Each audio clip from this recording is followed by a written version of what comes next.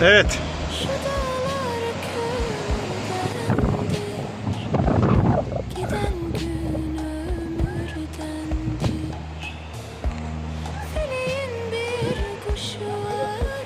Evet, burası Surlar'ın gözü.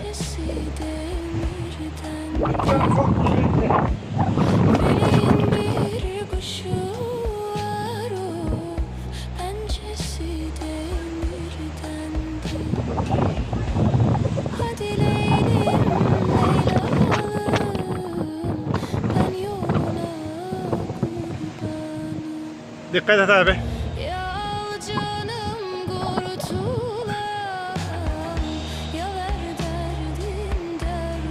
Evet.